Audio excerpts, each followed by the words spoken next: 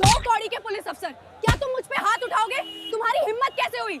अगर तुम पुलिस अफसर हो तो मैं आर्मी कैप्टन हूँ। सुबह के समय विजयगढ़ की एक गली में अपने पुराने ठेले पर सरला देवी झुमके सजा रही थी। उनकी बेटी आईपीएस अंजलि वर्मा को बिल्कुल नहीं पता था कि उनकी मां अभी भी झुमके बेचती हैं। सरला देवी की आंखों में यह उम्मीद थी कि आज की कमाई अच्छी हो जाए। मन ही मन में यह सोचकर खुश हो रही थी कि बेटी को कुछ दे दूंगी। इन पैसों से आज तक मैंने कुछ नहीं दिया। बेटी को आज तो बेटी इस बार खुश हो जाएगी तो मैं अपनी बेटी को एक महंगी साड़ी खरीद कर दूंगी। इतने में अचानक एक कार तेजी से आकर उनके ठेले के पास रुक गई। दरवाजा खुला और बाहर उतरा सब इंस्पेक्टर दिनेश कपूर। उतरते ही गुस्से से ठेले के पास आया और बोला, अरे ओ बुढ़िया, किससे पूछकर यहां ठेला लगाया है? यह सड्डी डक तेरे बाप की है क्या?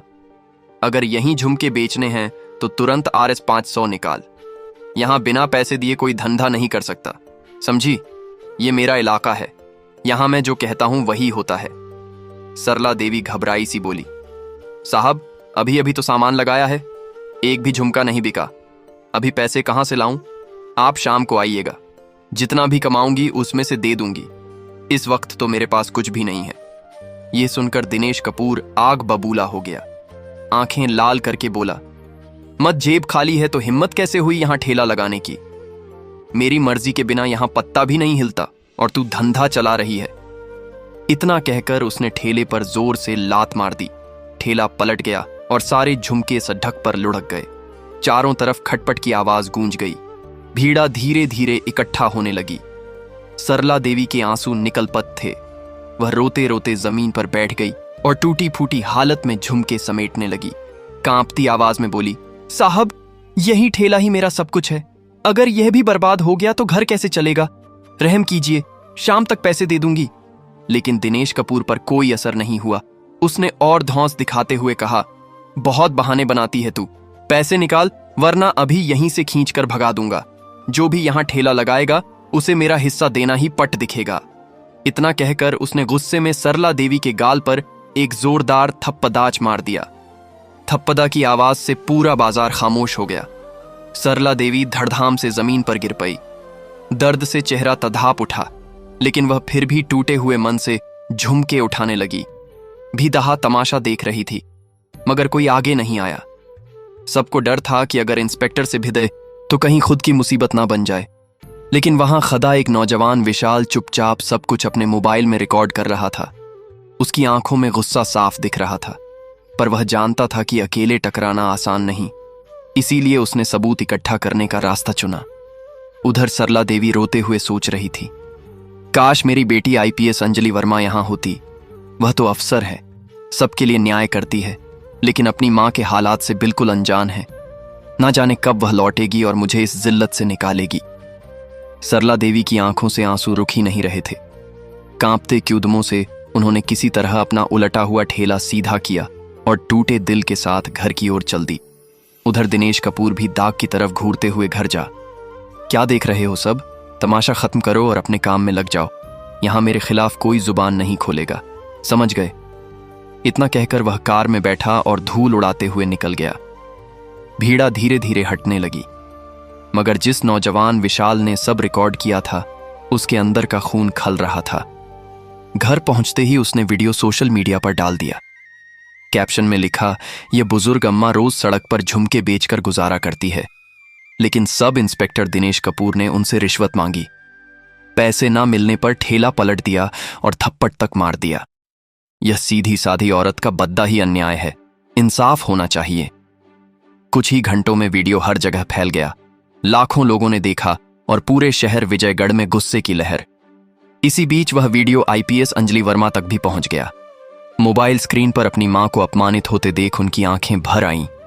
गुस्से और दर्द से उन्होंने मन में ठान लिया, काश मैं उस वक्त घर पर होती तो मां को यह जिल्लत ना झेलनी पड़ सकती। दिनेश कपूर ने हद पार कर दी है, अब उसे उसके की सजा मिलेगी। मैं चुप नहीं बैठूंगी।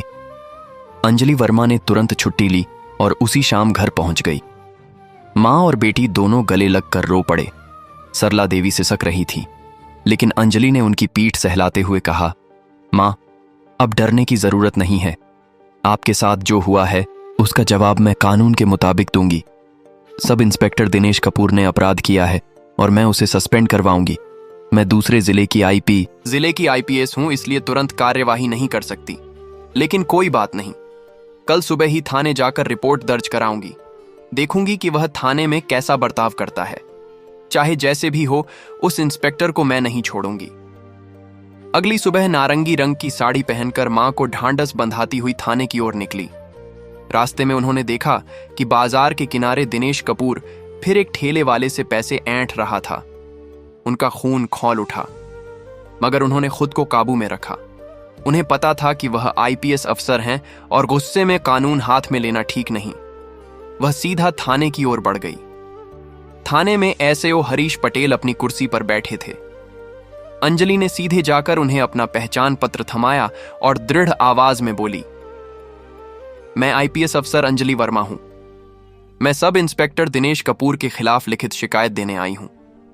कल उसने मेरी मां के साथ बीच सड़ी डीडीएचक पर बदसलूकी की, रिश्वत मांगी, ठेला पलटा और थप्पड़ दाज मारा। यह सब न सिर्फ गैर कानूनी है बल्कि इंसानियत के खिलाफ भी है। मैं चाहती हूं कि तुरंत कार्यवाही हो। हरीश पटेल ने गंभीर चेहरा बनाते हुए कहा, रिपोर्ट लिखने के लिए हमें ठोस सबूत और गवाह चाहिए। क्या आपके पास कुछ है? अंजलि ने बिना समय गवाए मोबाइल निकाला और वायरल वीडियो दिखा दिया। वीडियो देखते ही हरीश पटेल समझ गए कि इंस्पेक्टर की करतूत साफ साफ कैमरे में कैद है। उन्होंने मन ही मन सोचा, अगर इस पर एक्शन नहीं लिया तो मामला मेरे गले भी पीड़ियच सकता है। थाने में शिकायत दर्ज कराने के बाद एसएओ हरीश पटेल ने अंजलि को भरोसा दिलाया, आप चिंता मत कीजिए, सब इंस्पेक्टर दिनेश कपूर के खिलाफ कार्यवाही होगी। लेकिन सुन लीजिए, सिर्फ एक शिकायत काफी नहीं होती, इसके लिए ठोस सबूत और गवाह जरूरी है। अगर सबूत और गवाह नहीं होंगे तो केस कमजोर पर डीडीएच सकता है। यह सुनकर अंजलि वर्मा के दिमाग में कई सवाल घूमने लगे थे। वह जानती थी कि सिर्फ वायरल वीडियो से मामला पूरा नहीं टिकेगा, असल रिकॉर्डिंग और गवाह चाहिए होंगे, तभी दिनेश कपूर को कानून के दायरे में लाया जा सकेगा। घर पहुंचकर अंजलि ने तुरंत अपना लैपटॉप खोला और उस सोशल मीडिया अकाउंट को ढूंढना शुरू किया जहां से वीडियो सबसे पहले अपलोड हुआ था। थोड़ी ही देर की मेहनत के बाद उन्हें उस आईडी और उसके मालिक विशाल का पता चल गया। अगले ही पल वह सीधे उस नौजवान के घर पहुंची। दरवाजा खुलते ही सामने वहीं लटका गधा था। उसने झिझकते हुए कहा, दीदी, वीडियो मैंने ही डाला था। कल जो कुछ मैंने अपनी आंखों से देखा उसे देखकर मेरा खून खौल गया था। मुझे बहुत गुस्सा आया और मैंने सबके सामने सच्चाई लाने के लिए रिकॉर्डिंग अपलोड कर दी। मेरा मकसद किसी को बदनाम करना नहीं था, बस इंसाफ दिलाना चाहता था। अंजलि वर्मा ने बीच में ही उसकी बात रोक दी और गंभीर आवाज में बोली, तुमने बहुत हिम्मत का काम किया। अगर यह वीडियो ना होता तो शायद मुझे मां पर हुए अत्याचार का पता ही नहीं चलता। लेकिन अब मुझे तुम्हारी और भी मदद चाहिए। क्या तुम मेरे लिए गवाह बनोगे? और कृपया वह असली रिकॉर्डिंग मुझे दे दो। मुझे हर हाल में ठोस सबूत चाहिए ताकि उस इंस्पेक्टर को उसके के की सजा दिला सकूं। लड़के ने बिना सोचे कहा, दीदी, मैं तैयार हूं, आप जो कहेंगी मैं वही करूंगा। अंजलि ने उसका हाथ थामा और बोली, तो चलो, अब हमें और सबूत इकट्ठा करने होंगे। दोनों बाजार की ओर निकल पड़ी दिए हैं। वहां पहुंचकर उन्होंने देखा कि सब इंस्पेक्टर दिनेश कपूर इस बार एक माला बेचने वाले ठेले वाले को खुलेआम धमकाकर पैसे ऐंठ रहा था। अंजलि ने गहरी सांस ली और लड़के की ओर देखकर धीरे से कहा, यही सही वक्त है, हमें उसकी करतूत एक एक करके कैद करनी होगी। लड़के ने सिर हिलाया और चुपके से अपने मोबाइल का कैमरा ऑन कर लिया। दोनों खामोशी से खाड़ी ढे होकर पूरा दृश्य रिकॉर्ड करने लगे। दिनेश कपूर को इस बात का जरा भी अंदाजा नहीं था कि उसके खिलाफ सबूत इकट्ठे किए जा रहे हैं। वह अपने रब और अकदीदी एज में डूबा हुआ था और यहीं उसकी सबसे बड़ी भूल बन रही थी। रिकॉर्डिंग खत्म होते ही अंजलि और विशाल चुपचाप वहां से निकल पड़े। अब उनके पास दो ठोस सबूत थे, एक सोशल मीडिया पर वायरल हुई पहली रिकॉर्डिंग और दूसरा अभी अभी कैद किया गया ताजा वीडियो। अंजलि को साफ लग रहा था कि यह दिन सब इंस्पेक्टर दिनेश कपूर की नौकरी का सबसे बड़ा मुद्दा साबित होने वाला है। दोनों सीधे थाने पहुंचे। अंजलि ने मोबाइल बढ़ाकर एसएओ हरीश पटेल को वीडियो दिखाया। विशाल ने भी गवाही देने की हामी भर दी। हरीश पटेल ने गहरी सांस लेकर कहा, अब टेंशन लेने की कोई जरूरत नहीं। सबूत और गवाह दोनों हमारे पास हैं। मैं यह पूरा मामला तुरंत एसपी साहब को भेजता हूं। उन्होंने रिपोर्ट बनाई, रिकॉर्डिंग कॉपी करवाई और सब कुछ ऊपर भेज दिया। थोड़ी ही देर बाद जब उस जिले के एसपी विक्रम सिंह के हाथ वीडियो पहुंचा तो उनका चेहरा गुस्से से लाल हो गया। वे कुर्सी से उठे और तेज आवाज में बोले, हद हो गई। हमारे जिले में ऐसा इंस्पेक्टर काम कर रहा है और हमें खबर तक नहीं। ये वर्दी बर्दाग है। दिनेश कपूर अब किसी भी हालत में बचेगा नहीं। इसके खिलाफ सख्त कार्यवाही होगी। ये सुनकर सरला देवी और अंजलि की आंखों में पहली बार सुकून की चमक आई। उन्हें लगा कि न्याय मिलना अब बस वक्त की बात है। एसपी ऑफिस में माहौल तन गया था। विक्रम सिंह ने स्टाफ को आदेश दिया, सब इंस्पेक्टर दिनेश कपूर के खिलाफ पक्के सबूत मौजूद हैं। गवाह भी सामने आ गया है और वीडियो पूरे शहर में वायरल है। इस केस को अब कोई दबा नहीं सकता। तुरंत निलंबन की कार्यवाही करो और विभागीय जांच बैठाओ। आर्डर मिलते ही दिनेश कपूर का सस्पेंशन लेटर तैयार कर जिलाधिकारी और हेडक्वार्टर भेज दिया गया। साथ ही एंटी करप्शन सेल को भी रिपोर्ट पहुंचाई गई कि रिश्वतखोरी और सत्ता का दुरुपयोग साबित हो चुका है। अगले ही दिन थाने में पूरी टीम के सामने आदेश परहेज कर सुनाया गया। सब इंस्पेक्टर दिनेश कपूर आपको रिश्वतखोरी, सत्ता का गलत इस्तेमाल, आम नागरिकों के साथ दुर्व्यवहार और कानून तोड़ देने के आरोप में तत्काल प्रभाव से निलंबित किया जाता है। आपके खिलाफ भ्रष्टाचार निवारण अधिनियम की धारा 7 और 13 तथा आईपीसी की धारा 323, 504, 506 और 106 के तहत एफआईआर दर्ज की जाती है। यह सुनते ही थाने का माहौल बदल गया। कई पुलिसकर्मी दंग थे कि पहली बार किसी इंस्पेक्टर पर इतनी कड़ी टेढ़ी कार्यवाही हो रही है, लेकिन सोशल मीडिया और जनता ने इसे जीत की तरह लिया। लोग कह रहे थे, आखिरकार गरीब की आवाज सुनी गई, न्याय मिल रहा है। उसी शाम पुलिस टीम ने सब इंस्पेक्टर दिनेश कपूर को औपचारिक रूप से गिरफ्तार कर लिया। हथकड़ी लगते ही उसका रब और अकराज सब धुल गया। घबराई आवाज में वह बोला, साहब मुझसे गलती हो गई, एक मौका दे दीजिए। लेकिन एसपी ने कट्टरे आवाज में कहा, तुझे जनता की सेवा के लिए वर्दी दी गई थी, लेकिन तूने इसका इस्तेमाल गरीबों को दबाने और रिश्वत लेने के लिए किया। याद रख, कानून से ऊपर कोई नहीं है। आज अगर आईपीएस मैडम आवाज नहीं उठाती तो तुम न जाने कितनों को ऐसे लूटते रहते। अब अदालत ही तुझे हिस्सा देगी।